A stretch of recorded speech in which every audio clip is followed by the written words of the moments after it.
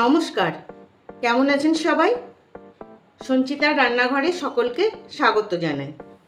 আজকে দেখাবো খুবই সুন্দর একটি রেসিপি, ডিমের ধোকা। প্রথমেই গ্যাস জ্বালিয়ে আমি একটা প্রেসার কুকার বসিয়ে নেব। এর মধ্যে দিয়ে দিচ্ছি অল্প জল, দিয়ে এখানে 5টা আলু আছে, আমি 2 টুকরো করে নিয়েছি। এটা আমি সেদ্ধ করে নেব। আপনারা যেই পরিমাণ করবেন সেই পরিমাণের আলু বাড়িয়ে বা কমিয়ে নেবেন।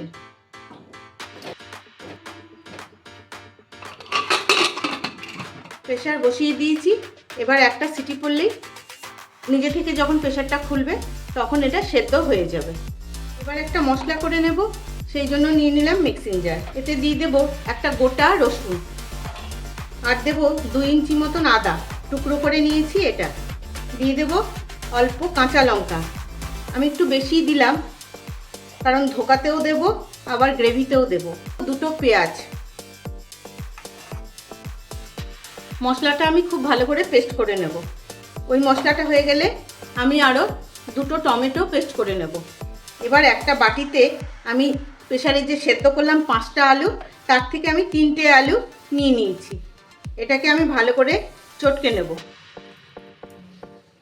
এবার এর মধ্যে দিয়ে দেব একে একে 4টে ডিম। এই ধোকাটার মাপ হচ্ছে একটা আলু একটা ডিম। এবার ডিমটা একটু বেশি থাকলে ভালোই লাগে খেতে। এবার একে একে দিয়ে দেবো লবণ, অল্প ধনিয়ার গুঁড়ো, অল্প জিরের গুঁড়ো, একটু লঙ্কার গুঁড়ো, কাশ্মীরি লঙ্কার গুঁড়ো। এটা অপশনাল, রঙের জন্য দিলাম, যদিও ফ্লেভারটাও একটু ভালো হয়। সামান্য একটু হলুদ, আর দেবো অল্প চিনি। এছাড়াও দেবো এই যে পেঁয়াজ রসুন আদাটা বাটলাম, এটা 1 চামচ আর একটু। এবার সবগুলো একসাথে মেখে নেব। মিশ্রণটা খুব ভালো করে মেখে নিয়েছি, এই দেখুন। এবার বসিয়ে দেব একটা ফ্রাই প্যান। এবার ফ্রাই প্যানে দিয়ে দিচ্ছি অল্প তেল। তেলটাকে খুব ভালো করে ছড়িয়ে দিচ্ছি, গরম হয়ে গেছে। এবার দিয়ে দেবো এই মিশ্রণটা। মিশ্রণটা সমান করে দিলাম। এবার এটা ঢাকা দিয়ে জমতে দেব। ফিরে এলাম 5-7 মিনিট পর। দেখুন কি সুন্দর হয়ে গেছে। এবার এই ডিমের ধোকাটাকে আমি আস্তে করে একটা প্লেটে তুলে নেব। এইভাবে ভালো হচ্ছে না, এইভাবে ধরে একটু উল্টে নিলেই এই যে ধোকাটা উঠে আসবে। এবার বসিয়ে দেবো একটা কড়াইয়ে দিয়ে দেবো বেশ খানিকটা তেল। তেলটা গরম হয়ে গেছে, ধোকার এই পিসগুলো কেটে নিয়েছি, এবার ভেজে নেব। উল্টে পাল্টে বেশ ভেজে নেব।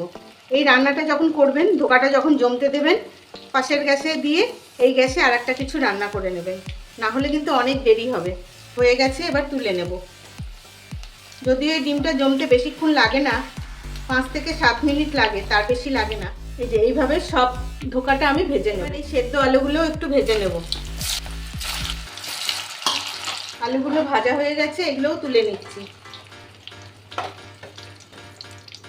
এবার বেশ খানিকটা তেল আমি তুলে নিয়েছি, এর মধ্যে দিয়ে দেবো 2 চামচ মতন ঘি। খুবই ছোট চামচ তো, তাই 3 চামচ, 3-3.5 চামচ দিলাম। এর মধ্যে দিয়ে দেবো ফোড়ন, তেজপাতা, শুকনো লঙ্কা, দারচিনি, লবঙ্গ, এলাচ, ছোট এলাচ, আর অল্প জিরে, সাদা জিরে। জিরেটা ভাজা হয়ে গেছে, এবার দিয়ে দিলাম একটা পেঁয়াজ, আধখানা মতন পেঁয়াজ। পেঁয়াজটা একটু ভেজে নেব। পেঁয়াজটা ভাজা হয়ে গেছে, এবার দিয়ে দেবো এই পেঁয়াজ আদা রসুন এই বাটাটা।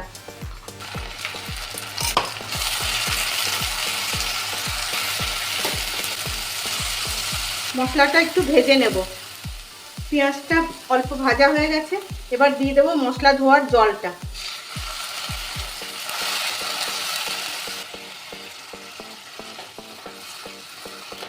এবার একে একে দিয়ে দেবো ধনিয়া গুঁড়ো, এই ছোটো চামচের 1 চামচ জিরে গুঁড়ো, আর অল্প একটু 1/4 চামচ দেবো হলুদ পরিমাণ মতো, দেবো 1 চামচ কাশ্মীরি লঙ্কার গুঁড়ো, দেবো পরিমাণ মতো লবণ।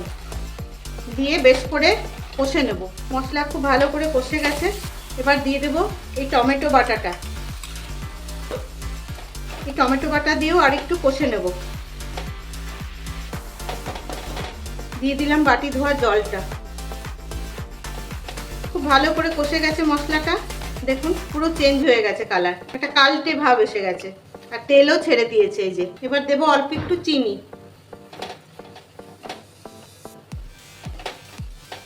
দিয়ে আর 1 মিনিট মতন কষে নিই। চিনি দিয়ে 1 মিনিট মতন কষে নিয়েছি, দেখুন চিনি পড়াতে আর একটু কালার চেঞ্জ হয়ে গেল। এবার দিয়ে দেবো গরম জল,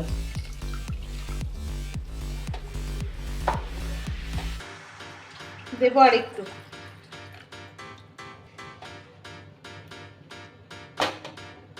দিয়ে দেবো আলুগুলো।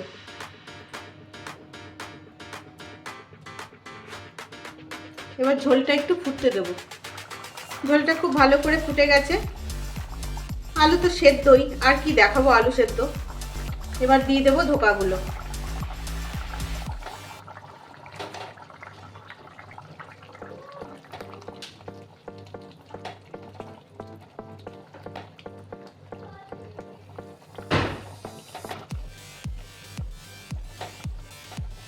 যেহেতু এর মধ্যে বেসন বা ময়দা নেই, আলু আর ডিম খুব একটা ঝোল টানবে না, একটু ফুলবে। ঝোল বুঝে যদি বেশি শুকিয়ে যায় পরে একটু গরম জল করে অ্যাড করে দেবো। এইভাবে মিনিট 2 ফুটতে দেবো। খুব সুন্দর তেল ভেসে উঠেছে, দেখুন কি ভালো কালার হয়েছে, গন্ধটাও দারুণ। যদি বাড়িতে ডিম কম থাকে এইভাবে যদি বানান, একদম দুবেলা অনায়াসে খাওয়া হয়ে যায়, খেতেও দারুণ। এবার দিয়ে দেবো অল্প গরম মশলা, 2-3টে গোটা কাঁচা লঙ্কা, আর দেবো অল্প ঘি।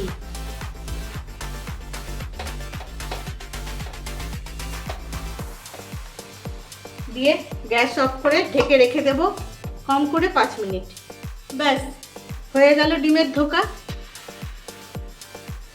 দেখেছেন ধোকাগুলো ফুলে কিরকম ডবল হয়ে গেছে। কেমন লাগলো জানাবেন কিন্তু, ভালো লাগলে কিন্তু অবশ্যই জানাবেন। এতক্ষণ আমার সঙ্গে থাকার জন্য সকলকে ধন্যবাদ।